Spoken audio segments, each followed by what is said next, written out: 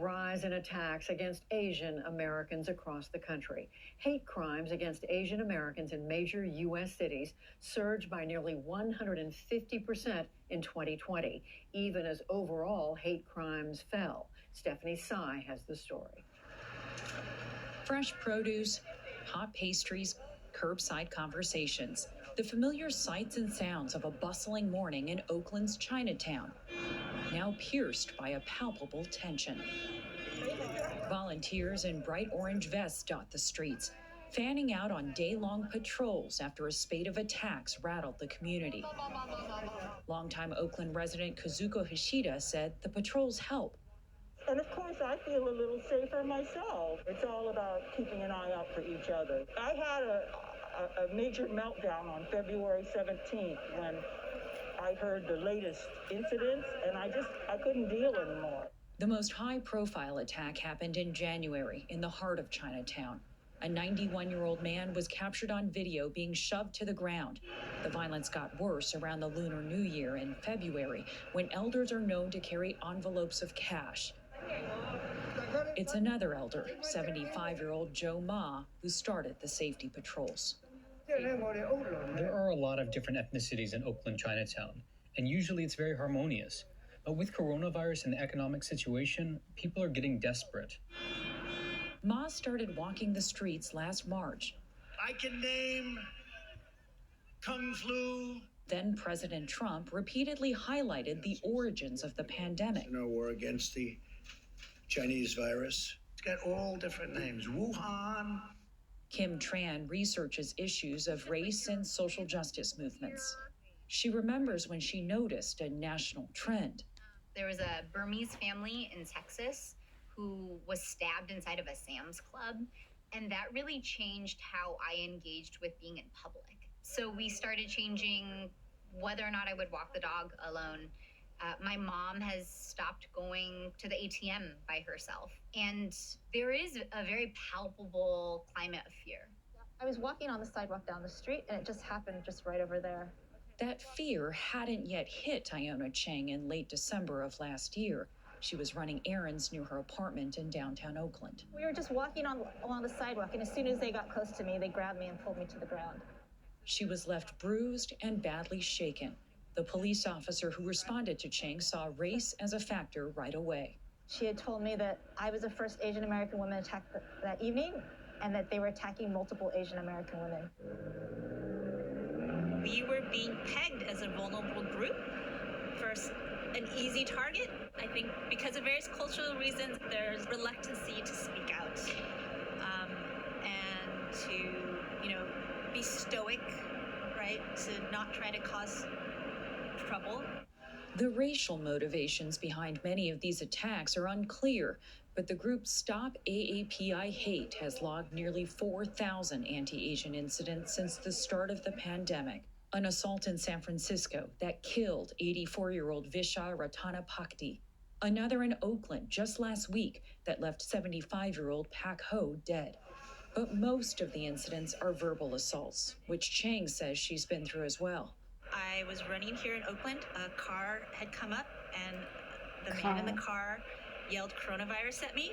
Later, I was really upset. I was hurtful. I was angry. The old one over on 8th and Harrison. Back in Chinatown, Sakone Lhasa Fengtong begins making the rounds at 6 every morning, greeting elders on their morning walks. Hi, good morning. And scrubbing the graffiti that's been scrawled on the walls of businesses overnight. Now, more than ever, he stays vigilant while he works. There's a store right across the street with all the boxes. Somebody tried to ran her over before, and I was just across the street, and I chased them away. He's a community ambassador, a position funded by the Oakland Chinatown Chamber of Commerce, and one that put Lhasa Fengtong on a new path when he was released from prison. Seeing the grandmas and the grandpa doing their Tai Chi and walking and minding their business and just trying to live out the rest of their life in peace, that's what makes me want to protect them. Shop owners say they welcome the volunteer patrols, but they're no substitute for law enforcement. And they say police have often taken too long to respond to incidents. During our time here, we saw very little police presence in Chinatown. LaRon Armstrong is Oakland's police chief. I believe that these are crimes of opportunity.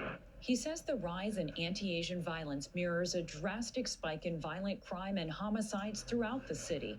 He points to poverty, which the pandemic has only worsened. But that doesn't take away the fact that there are people that have been victimized. And so while we might talk about numbers at the end of the day are human beings. These are people. Armstrong says the department has taken steps to increase security for Asian Americans, like placing a Chinese-speaking liaison in Chinatown. But others say the issue has deeper roots that can't be addressed with more policing. The rise in anti-Asian sentiment has highlighted racial tensions that existed long before the pandemic. There is a nasty American impulse to pit us against each other, and it goes... One of the most obvious moments is the 1992 uprisings in Los Angeles. Korean businesses versus African Americans oppressed by police. Yeah, and there's been real harm, but there's also been these really cool moments of solidarity that have happened. If you look at the way that Asians for Black Lives showed up in 2014, 2015, we can turn also to Black folks running campaigns to fundraise in Chinatown. That solidarity was on display on the streets of Chinatown, but Tran says this moment reveals a deeper truth, that Asian Americans have long been left out of the conversation around racism in America. There's white folks, there's Black folks, and we really have failed to talk about anyone who is not in one of those two groups. What we're seeing now is Asian Americans are a surprise in terms of the racial discourse of this country. And it's because of that failure. It's because we've really only had the conversation in this one way where it's a racial binary. I'm really hopeful that this moment means that we will have a continued conversation about what it's like to be an Asian American as a racialized community in America. It's been months since Iona Chang was mugged near her home in Oakland. How are you feeling these days? What's your sense of safety? I still would prefer not to go out by myself. And that makes me angry at some point because I feel like I'm an independent person. I feel like I'm strong. And I hope at some point I will not have to feel that way where I don't feel safe in my neighborhood. Fear's grip on Chang and other Asian Americans holds tight for now, even as hopes rise that with the recent violence, Asian Americans will be embraced by a wider racial reckoning. For the PBS NewsHour, I'm Stephanie Tsai in Oakland, California.